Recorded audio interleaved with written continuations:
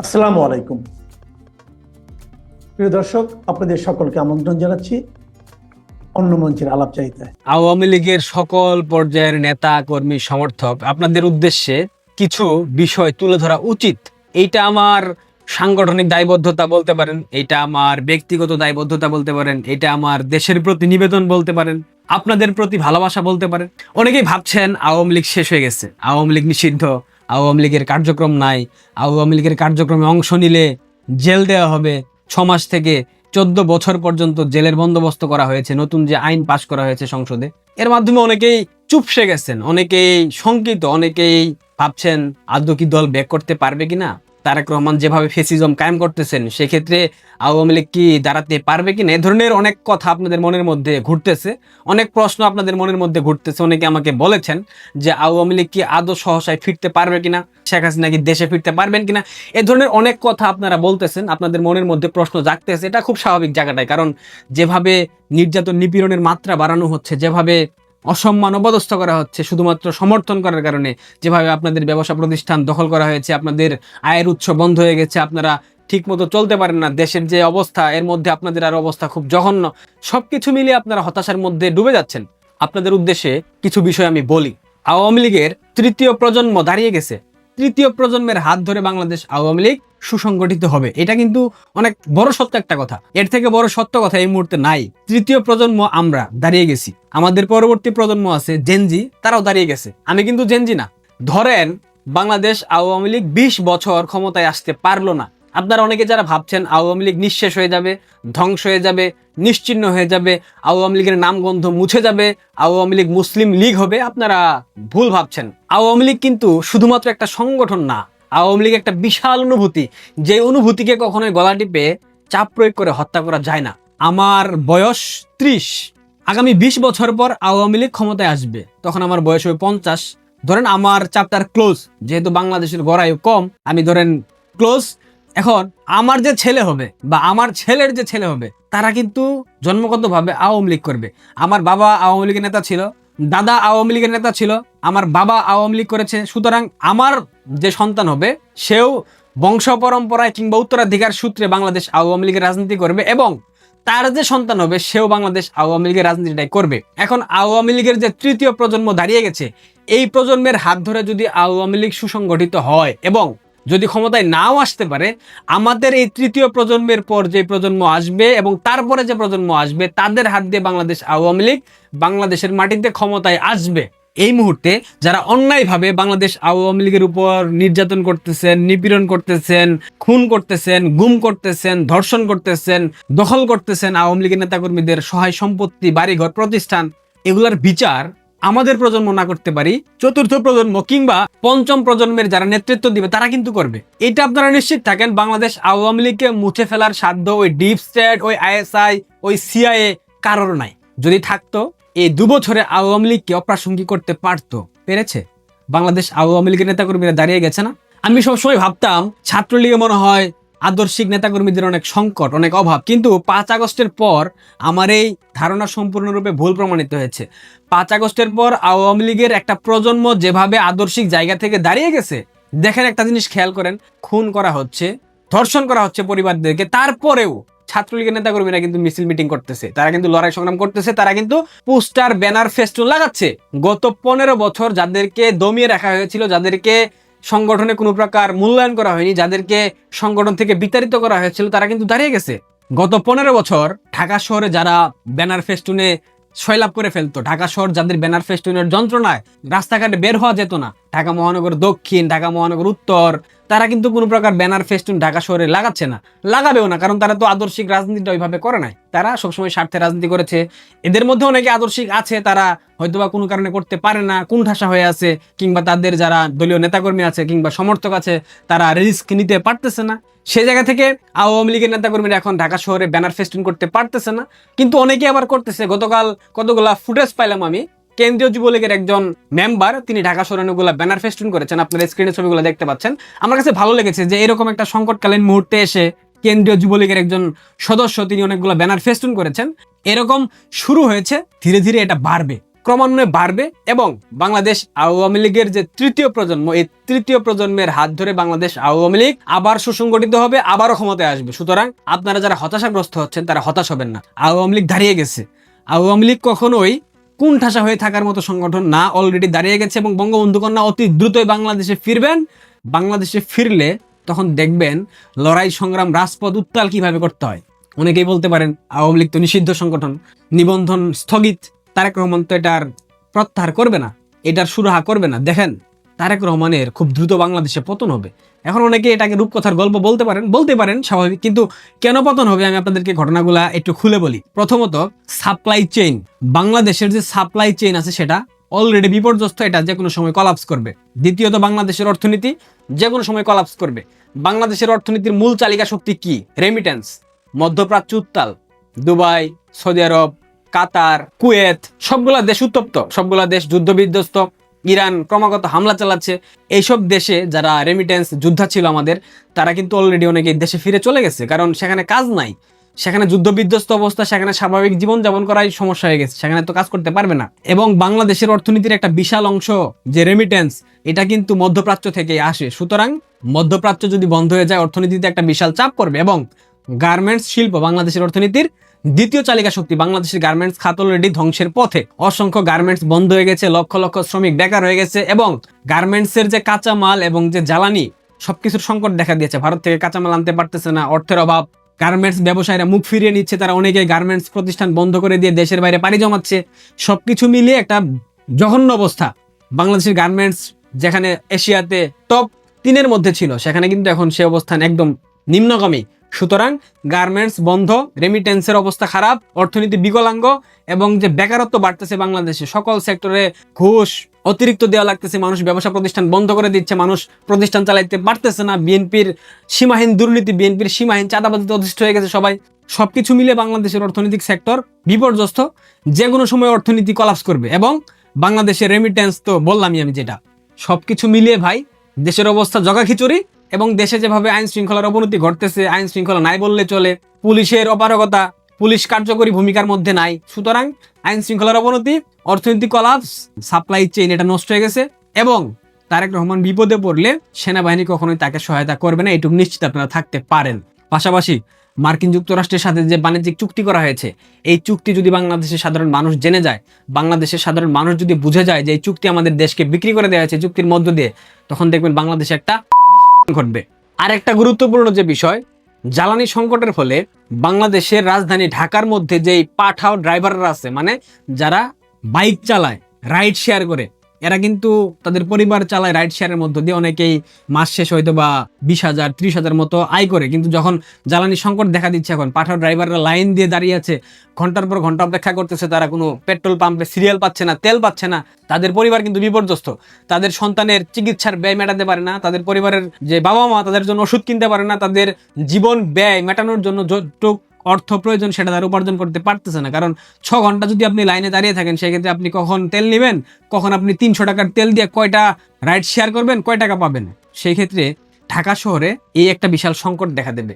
এখন আমি যতটুকু সংবাদ পেয়েছি, ঢাকা শহরে প্রায় 2 লক্ষ পাঠাও রাইডার আছে, অর্থাৎ রাইড শেয়ার করে বাইকের মাধ্যমে। এই 2 লক্ষ ব্যক্তির জীবন যখন বিপর্যস্ত হবে, এই 2 লক্ষ ব্যক্তি যখন তার পরিবারের মুখে দুবেলা দুমুঠো খাবার তুলে দিতে পারবে না, এই 2 লক্ষ মানুষ যখন তার সন্তান, তার বাবা মায়ের চিকিৎসার ব্যয় মেটাতে পারবে না, এই 2 লক্ষ মানুষ যখন তাদের দুবেলা দুমুঠো খাবার খেতে পারবে না, তখন কিন্তু একটা এরাই ঘটাবে।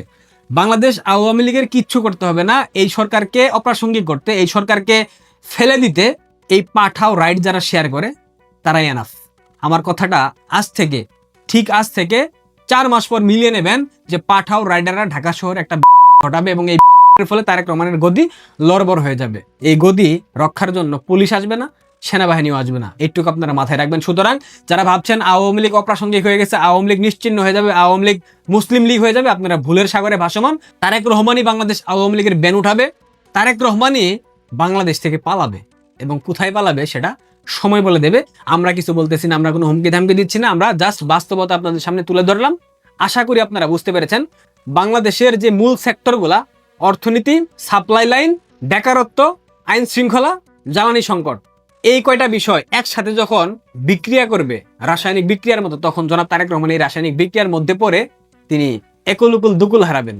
তাজুল ইসলামকে তখনই ডাকা যাবে যখন তিনি বিদেশ থেকে দেশে ফিরবেন। তার মানে তাজুল ইসলামের বিরুদ্ধে এমন সব গুরুতর ভয়াবহ অভিযোগ উঠবার পরেও বাংলাদেশের ইতিহাসের অন্যতম সব স্পর্শকাতর মামলা যে আদালতে চলছে, সে আদালতের চিফ প্রসিকিউটরের বিরুদ্ধে এমন সব ভয়াবহ অভিযোগ তার সহকর্মীর তরফেই তোলা হলেও চিফ প্রসিকিউটর তাজুল ইসলামকে বিএনপি সরকার বিদেশ যাত্রায় কোনো বাধা দেয় নাই, তিনি বিদেশ যেতে পেরেছেন। বাংলাদেশের শেখ হাসিনার বিরুদ্ধে মানবতা বিরোধী অপরাধের মামলা পরিচালনাকারী আন্তর্জাতিক অপরাধ ট্রাইব্যুনালের তাজুল ইসলামের প্রসিকিউশন টিমের বিরুদ্ধে বস্তা ভর্তি টাকার বিনিময়ে রাজসাক্ষী বানানো, টাকা চেয়ে জামিন করানোর প্রতিশ্রুতি দেওয়া সহ নানা অভিযোগ ওঠার পর এখন রীতিমতো তদন্তকারী দল জামিনের বিনিময়ে কোটি টাকার ঘুষ চাওয়ার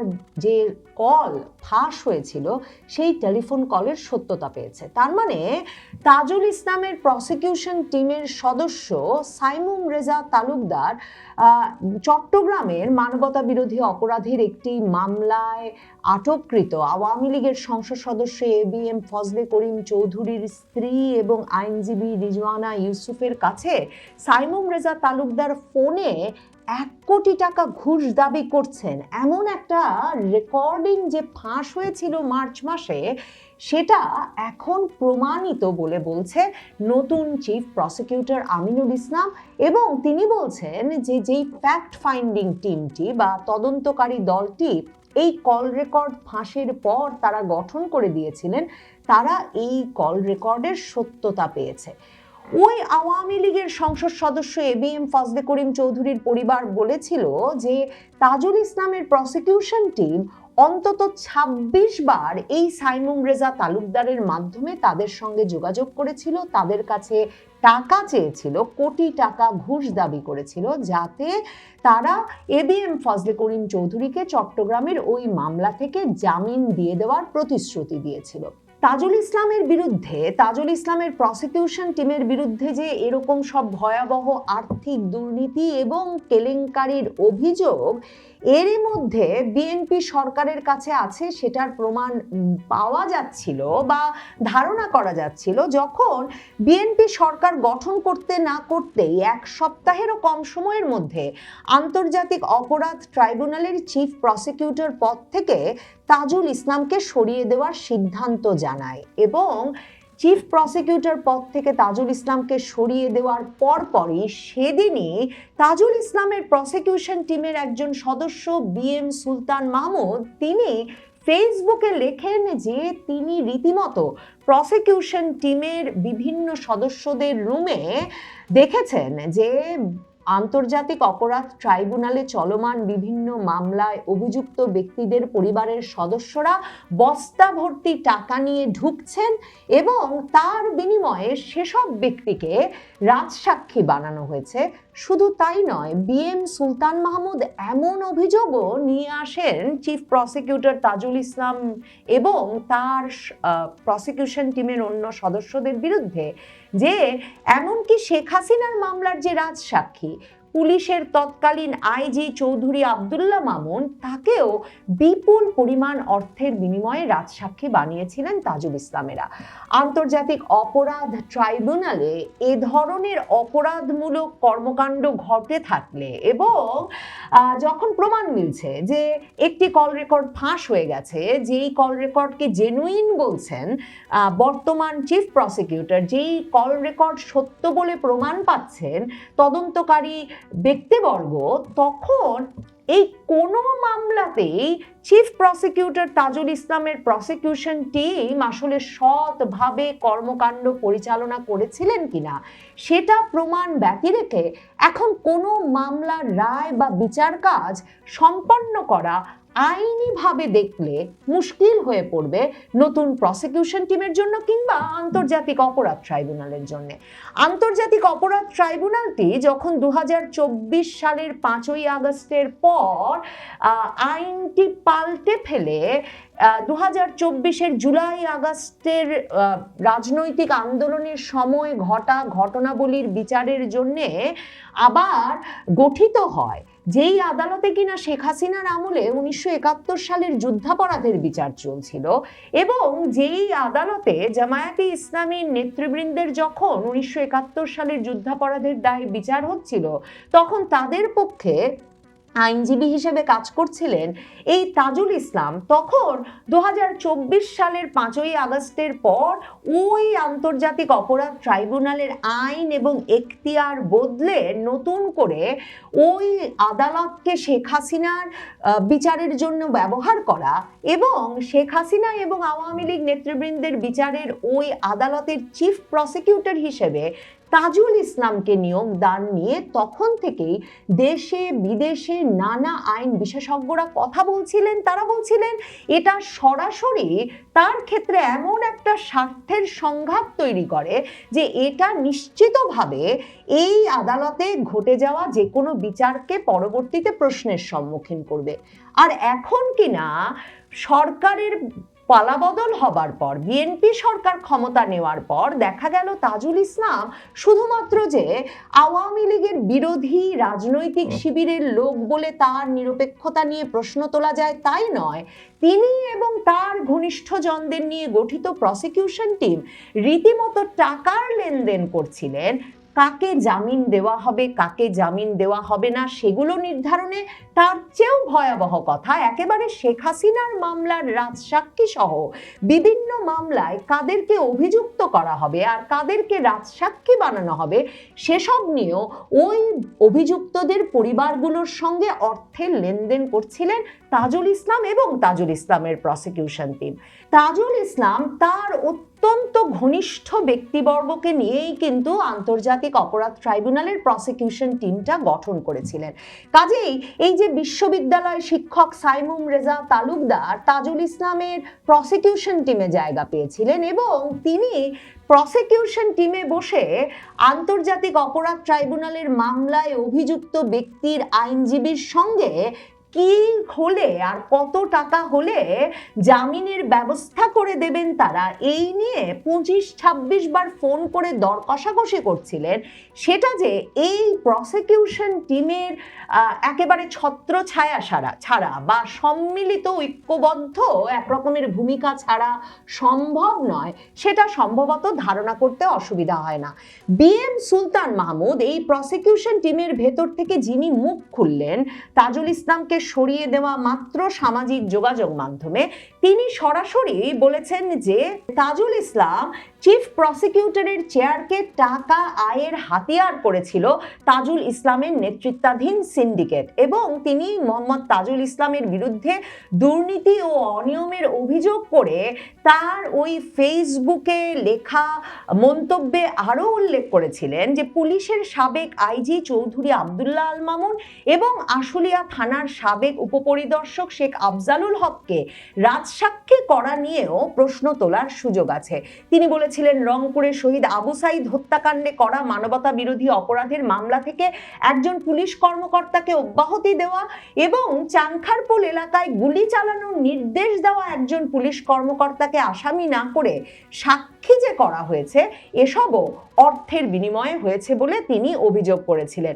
সুলতান মাহমুদ এই যে তাজুল ইসলামের প্রসিকিউশন টিমের যেই সদস্য, তাজুল ইসলাম সহ তার প্রসিকিউশন টিমের অন্য সদস্যদের বিরুদ্ধে অভিযোগ এনেছিলেন, তিনি বলেন যে গত বছরের নভেম্বরের শেষ দিকে, মানে 2025-এর নভেম্বরের শেষ দিকে আশুলিয়ার লাশ পোড়ানো মামলার আসামি এসআই আফজালুল হকের স্ত্রী সন্ধ্যার দিকে ভারী ব্যাগ নিয়ে প্রসিকিউটর তামিমের কক্ষে প্রবেশ করেন। বিষয়টি দেখার পর তাজুল ইসলামের কক্ষে গিয়ে তিনি সাথে সাথে তাকে তা জানিয়েছিলেন, কিন্তু তাজুল ইসলাম ওই ঘটনায় কোনো ব্যবস্থা নেন নাই, বরং বিএম সুলতান মাহমুদ যে একজন আসামি বা একজন অভিযুক্তের পরিবারের সদস্য বস্তা নিয়ে আরেক প্রসিকিউটরের রুমে ঢুকছেন সেটা দেখে তাকে রিপোর্ট করায় এই বিএম সুলতান মাহমুদকেই উল্টো ধমকাধমকি করেছিলেন। সুলতান মাহমুদ আরও লিখেছেন, তামিম মানে আরেক প্রসিকিউটর তামিম তখন সবার সামনে এসআই আফজালের স্ত্রীর তার কক্ষে যাওয়ার বিষয়টি স্বীকার করেছিলেন। পরবর্তী সময়ে সেই আফজালকে রাজসাক্ষী করা হয়, বিচারে তাকে খালাস দেওয়া হয়। মনে রাখতে হবে শেখ হাসিনা এবং শেখ হাসিনার আমলের স্বরাষ্ট্রমন্ত্রী আসাদুজ্জামানের যে মৃত্যুদণ্ড হয় এবং সেই একই মামলায় আইজি চৌধুরী আব্দুল্লাহ আল মামুন রাজসাক্ষী হয়, তাকে যে মাত্র 5 বছরের কারাদণ্ড দেওয়া হয়, তার মধ্যেও কিন্তু এই চাংখারপুলের 6 হত্যাকাণ্ড এবং আশুলিয়ায় 6 জনকে পুড়িয়ে হত্যাকাণ্ডের ঘটনার বিচার হয়েছে। কাজেই এসব দুর্নীতি যদি সত্যি ওই মামলায় ঘটে থাকে, শেখ হাসিনার মামলার রায় কিছুতেই এর পরবর্তী পর্যায়ে গিয়ে বা উচ্চ আদালতে টিকিয়ে রাখা সম্ভব হবে না আন্তর্জাতিক অপরাধ ট্রাইব্যুনালের পক্ষে। আন্তর্জাতিক অপরাধ ট্রাইব্যুনালের নতুন প্রসিকিউশন টিমকে, মানে চিফ প্রসিকিউটর হিসেবে এখন যেই বিএনপি পন্থী আইনজীবীকে নিয়োগ দিয়েছে বিএনপি সরকার, সেই আমিনুল ইসলামকে এখন তদন্তের মাধ্যমে এই সিদ্ধান্তে পৌঁছতে হবে যে ওই মামলাগুলোর ক্ষেত্রে প্রসিকিউশন টিম সত্যি যেসব অভিযোগ এসেছে সেসব অপরাধে যুক্ত ছিল না, মানে টাকার বিনিময়ে কাউকে রাজসাক্ষী করেনি, টাকার বিনিময়ে এর আগে কাউকে জামিন দেওয়ার ঘটনা ঘটেনি। বর্তমান চিফ প্রসিকিউটর আমিনুল ইসলাম সংবাদ মাধ্যমকে বলেছেন যে তারা কল রেকর্ডটা যে জেনুইন সেটা এরই মধ্যে সিদ্ধান্তে পৌঁছেছেন বটে, কিন্তু ফ্যাক্ট ফাইন্ডিং টিম বা তদন্তকারী কমিটিটি এখনো তদন্ত অব্যাহত রেখেছে যে কোনো টাকার লেনদেন হয়েছে কিনা। কদিন আগেই আন্তর্জাতিক অপরাধ ট্রাইব্যুনালের বর্তমান চিফ প্রসিকিউটর আমিনুল ইসলাম জানিয়েছিলেন যে তাজুল ইসলামকে নাকি খুব শিগগিরই ফ্যাক্ট ফাইন্ডিংস কমিটি ডাকবে। এই কথা জানিয়ে এটাও বলেছেন তাজুল ইসলামকে তখনই ডাকা যাবে যখন তিনি বিদেশ থেকে দেশে ফিরবেন। তার মানে তাজুল ইসলামের বিরুদ্ধে এমন সব গুরুতর ভয়াবহ অভিযোগ উঠবার পরেও বাংলাদেশের ইতিহাসের অন্যতম সব স্পর্শকাতর মামলা যে আদালতে চলছে, সে আদালতের চিফ প্রসিকিউটরের বিরুদ্ধে এমন সব ভয়াবহ অভিযোগ তার সহকর্মীর তরফেই তোলা হলেও চিফ প্রসিকিউটর তাজুল ইসলামকে বিএনপি সরকার বিদেশ যাত্রায় কোনো বাধা দেয় নাই, তিনি বিদেশ যেতে পেরেছেন। এখন তাজুল ইসলাম দেশে ফিরবেন কিনা, দেশে ফিরলে এই আইনজীবীরা এ ধরনের ভয়াবহ দুর্নীতির সঙ্গে জড়িত হলে তাদেরকে আইনজীবী হিসেবে আর আদালতে প্র্যাকটিস করতে দেওয়া যায় কিনা, মানে তাদের আইনজীবীর লাইসেন্স বাতিল করা উচিত কিনা, সে প্রশ্নেরও উত্তর দিতে হবে আইনমন্ত্রী আসাদুজ্জামান সহ বিএনপি সরকার। যে কথা বলছিলাম যে গতকাল দুপুরে একটি মিটিং হয়েছে সংবাদপত্র মালিক পরিষদের প্রতিনিধিদের সাথে। সেখানে ছিলেন সভাপতি মানব জমিনের সম্পাদক মতিউর রহমান চৌধুরী, আরও ছিলেন মাহফুজ আনাম, মতিউর রহমান প্রথম আলোর, বণিক বার্তার ছিলেন, দৈনিক করতোয়ার ছিলেন, দৈনিক পূর্বকোণের ছিলেন, আবার সমকালের যে প্রচারকারী প্রতিষ্ঠান তার ব্যবস্থাপনা পরিচালক মিস্টার আজাদ ছিলেন। তো খুবই গুরুত্বপূর্ণ একটা মিটিং হয়েছে এবং যে কোনো সরকার প্রধানের মতো তারেক রহমান বলেছেন যে তার সরকারও সংবাদপত্রের স্বাধীনতার ব্যাপারে সিরিয়াস। গতানুগতিক কথাবার্তা হয়েছে, সেটি নিয়ে কিন্তু একটি ছোট্ট বিষয় নিয়ে একটু শুরু করি। সেখানে মাহফুজ আনাম যখন বক্তৃতা দিচ্ছিলেন তিনি বলছিলেন যে বর্তমান সরকার গণমাধ্যম বান্ধব সরকার এবং বর্তমান সরকারের অনেক প্রশংসা করছিলেন। তিনি যখন প্রশংসা করছিলেন তখন সেখানে উপস্থিত সমকালের মালিক মিস্টার আজাদ তিনি হেসে দিয়েছেন এবং তার হাসিটি উপস্থিত সবার মধ্যেই সংক্রমিত হয়েছে এবং সবাই খেয়ালও করেছে, এমনকি প্রধানমন্ত্রী তারেক রহমানও সেটি খেয়াল করেছেন। এবং তখন তাকে জিজ্ঞেস করা হয়েছিল কি ব্যাপার, মাহফুজ আনাম সাহেবের বক্তৃতার সময় আপনি হাসলেন কেন? তখন তিনি বলেছেন যে ডক্টর ইউনূস যখন ক্ষমতা নিয়েছিল তখনও তিনি এই একই কথা বলেছিলেন। ভীষণ গুরুত্বপূর্ণ একটা কমেন্টস বা অবজারভেশন যাই বলেন, যে ডক্টর ইউনূস ক্ষমতা নিল, এই তেলের ডিব্বা নিয়ে হাজির হলেন এই মাহফুজ আনাম। তারেক রহমান ক্ষমতা নিয়েছে, তেলের ডিব্বা নিয়ে হাজির হলেন মাহফুজ আনাম। 111-এর একটা পরিবর্তিত সরকার দেখেছিলাম আমরা, এই নিয়াজউদ্দিন ফখরুদ্দিন মঈনুদ্দিনের সরকার, সেখানেও এই তেলের ডিব্বা নিয়ে হাজির ছিলেন এই মাহফুজ আনাম। এবং শুধু মাহফুজ আনাম একা না, তার সাথে প্রথম আলোর মতিউর রহমানও হাজির। এই বিষয়টা নিয়ে আমার মনে চিন্তা হয়েছে যে আসলে এই ভদ্রলোকেরা যারা সংবাদপত্রের মালিক, সংবাদপত্রের এই বিশেষ করে গুরুত্বপূর্ণ সংবাদপত্রগুলো নিয়ন্ত্রণ করেন, তাদের অবস্থানটা আসলে কি? এই ডক্টর ইউনূসের এত প্রশংসা করলেন। ডক্টর ইউনূস যখন পদত্যাগের একটা নাটক সাজালেন, তখন এই মাহফুজ আনাম কলাম লিখলেন যে প্লিজ ডোন্ট রিজাইন। আবার এই ইউনূস রেজিমেই যখন প্রথম আলো এবং ডেইলি স্টার পুড়িয়ে দেওয়া হলো, তখন আবার তাদের সুর কিন্তু বদলে গেল, এবং তখন তারা গিয়ে তখন থেকে খেয়াল করছে তারা বিএনপির ছাতার নিচে আশ্রয় খুঁজছেন, এবং তারা গতকাল যে মিটিং হলো সেখানে মাহফুজ আনামের কথাবার্তা সেই আগের স্টাইলে। তো এই যে বারবার রূপ বদল, এর মধ্য দিয়ে তারা আসলে কি চান? বাংলাদেশের সংবাদপত্রের মান কি আগের চাইতে ভালো হচ্ছে, না গত 2 বছরে খারাপ হয়েছে? আমরা শেখ হাসিনার সরকারের সমালোচনা করি, গণমাধ্যমের স্বাধীনতা ছিল না, কিন্তু শেখ হাসিনার সরকারের আমলে টেলিভিশনে বা সংবাদপত্রে যে পরিমাণ সরকারের সমালোচনা করা হয়েছে তার 10% কি এখনো করা হয়? ডক্টর ইউনূসের আমলে তো একদম 0%, মানে সরকারের সমালোচনা করাই যেত না। এখন হয়তো কিছুটা করা যায়, 5 to 10%, কিন্তু শেখ হাসিনার সরকারের আমলে যে পরিমাণ সমালোচনা করা গেছে সেটি সম্ভব নয়। অথচ শেখ হাসিনার সরকারকে নিয়ে যে পরিমাণ কথা বলেছেন এই মাহফুজ আনাম, মতিউর রহমানরা, তাদের সেই জায়গাটা আজকে কোথায়? এদের অবস্থা দেখে মনে হয় যে সুখে থাকতে ভূতে কিলায়। এবং সংবাদপত্রগুলোকে তারাই বলেছেন এই মিটিংয়ে যে 2001 সালে বিএনপি জামাত জোট যখন ক্ষমতা এসেছিল তখন তারা সংবাদপত্রকে শিল্প হিসেবে ঘোষণা করেছিল। সেই সংবাদপত্র আজকে রুগ্ন শিল্পে পরিণত হয়েছে। কেন রুগ্ন শিল্পে পরিণত হয়েছে? সব দায় কি সরকারের? এর কোনো দায় কি এই সংবাদপত্রের মালিক পক্ষের নেই? এই জায়গাটা নিয়ে আমার মনে হয় যে একটু ভাবার সময় এসেছে। এই যে আরো একজন যিনি নোয়াবের বর্তমান সভাপতি, শ্রদ্ধেয় সাংবাদিক মতিউর রহমান চৌধুরী, অনেক সিনিয়র সাংবাদিক, তার রিপোর্ট পড়েই আমরা আসলে বড় হয়েছি, ইত্তেফাকে ছিলেন এক সময়। কিন্তু তার বর্তমানে ভূমিকাটা কি? তার পত্রিকা মানব জমিনের রিপোর্টিং কি? এইসব রিপোর্টিং দেখলে কি সংবাদপত্রের প্রতি আপনার কোনো শ্রদ্ধা জন্মাবে? সংবাদ মাধ্যম, সংবাদপত্রের স্বাধীনতা, গণমাধ্যমের স্বাধীনতা, এই বিষয়গুলো তো আমরা শুনে শুনেই এত দূর এসেছি। আর বিদেশে থাকার কারণে আমি কিছুটা পরিচিত। কিন্তু এই মতিউর রহমান চৌধুরীর পত্রিকা মানব জমিনের তার স্ট্যান্ডটা কি? এই যে 2 দিন পর পর শেখ হাসিনাকে নিয়ে যে বিভ্রান্তিকর মিথ্যে সংবাদ ছাপায়, এইটা কি সংবাদপত্রের স্বাধীনতা? একবার শেখ হাসিনাকে কাতার পাঠান, আরেকবার বলেন এই যে ভারত ফিরায় দিচ্ছে, আবার বলেন যে মানে একের পর এক মিথ্যা বিভ্রান্তি ছড়াচ্ছে। তো আমি যখন দেখছি যে একটা মানুষ কন্টিনিউয়াসলি মিথ্যে কথা বলছে, এইটা কি সংবাদপত্রের স্বাধীনতা? তাও নয় যে এই বিষয়টা নিয়ে এখন আলোচনা হওয়া উচিত, যে যে গত 2-3 দশক ধরে সংবাদপত্রের উপরে জগদ্দল পাথরের মতো চেপে বসেছে এই মতিউর রহমান চৌধুরী, এই মাহফুজ আনাম, এদের ভূমিকা নিয়ে প্রশ্ন তোলা উচিত। আমার মনে হয় যে সংবাদপত্রের মুক্তির লক্ষ্যে প্রথম করণীয় উচিত যে এই মানুষগুলোকে আসলে এই সংবাদপত্রের যে শ্রদ্ধার আসনে আমরা বসিয়েছি, নেতৃত্বের জায়গায়, সেখান থেকে সরিয়ে আনা।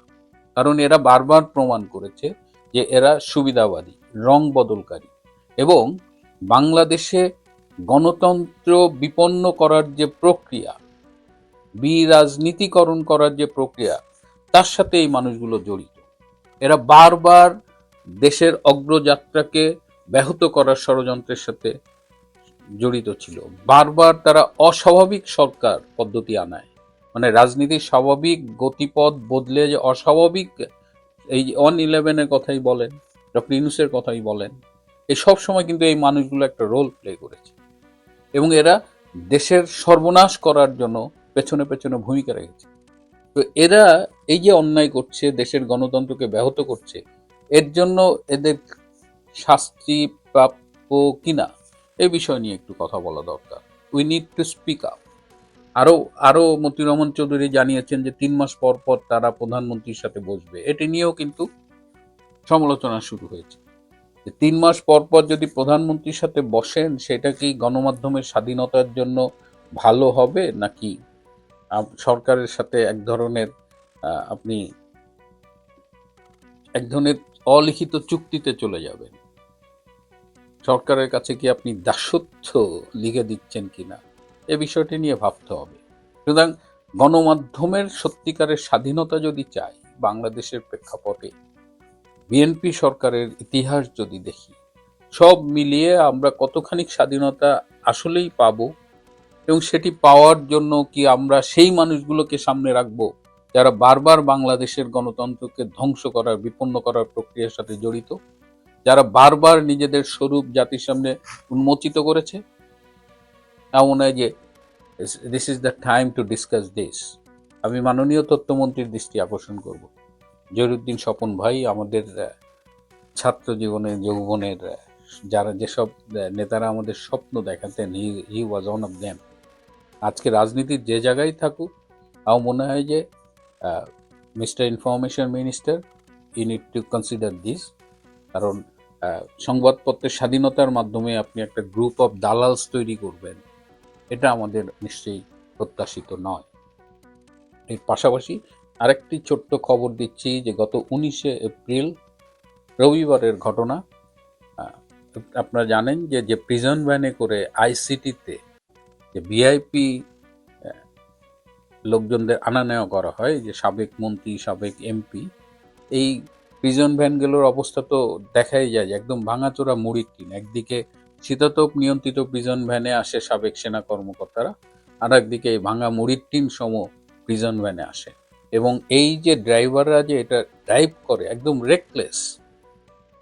এবং এই শনিবার, এই রবিবার 19 তারিখ যেটা হয়েছে, মানে গাড়ি চালাচ্ছিল খুব স্পিডে, তারপর হঠাৎ করে খুব কড়া ব্রেক করছে, তখন সেখানে একজন এমপি, তিনি ধাপাস করে পড়ে গেছেন, 70 ঊর্ধ্ব একজন এমপি, এবং তার মুখ, কান এগুলো একদম কেটে গেছে। তার একজন আত্মীয় আমাকে বললেন যে দেখে হঠাৎ চিনতে পারেনি, মুখ টুক খোলা, কি হয়েছে শুনলো, এবং তাকে দেখে মনে হচ্ছে যে বয়স 10 বছর পড়ে গেছে। তার উপরে পড়েছেন মন্ত্রী পলক, তার উপরে পড়েছেন major general retired Ziaul Hasan. তো আমার মনে হয় যে ভিআইপি বন্দীদের যখন ক্যারি করা হয়, শুধু ভিআইপি বন্দী না, এটা একজন বন্দী হিসেবে এইটুক নিরাপত্তা সরকারের কাছে, রাষ্ট্রের কাছে তার প্রাপ্য। এবং এই যে এমপির কথা বললাম, তার অবস্থা এতই খারাপ যে তাকে এই সপ্তাহে এই বঙ্গবন্ধু মেডিকেল ইউনিভার্সিটিতে এমআরআই করার জন্য আনা হবে।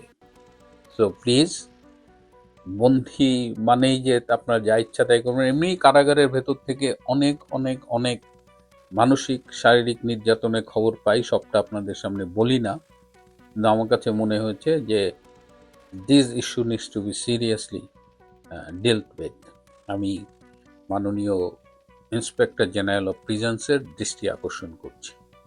শুরুতে আবারও যেটা নিয়ে কথা বলছিলাম ওটা দিয়ে শেষ করতে চাই যে আমিও এই গত 1.5 বছরের মতো হয়ে গেল প্রায়, এই যে ইউটিউবে আপনাদের সাথে এইভাবে প্রোগ্রাম করছি, এর মধ্য দিয়ে সাংবাদিকতার কিছুটা ফ্লেভার আমিও পেয়েছি। আমার একটা নেটওয়ার্কও ডেভেলপ করেছে, এবং আমার কাছে মনে হয়েছে যে সংবাদ মাধ্যমের, সংবাদপত্রের সততা একটা দেশের গণতান্ত্রিক প্রক্রিয়াকে মজবুত করার জন্য ভীষণ জরুরি। সব দোষ সরকারের এভাবে দিয়ে হবে না, নিজেকেও সৎ হতে হবে। যে সততা আমরা মাহফুজ আনাম, মতিউর রহমান কিংবা মতিউর রহমান চৌধুরীর কাজে কথায় দেখিনি। প্রিয় বন্ধুরা, আজ এ পর্যন্তই। ভালো থাকবেন, সুস্থ থাকবেন, তার চেয়েও জরুরি হলো নিরাপদ।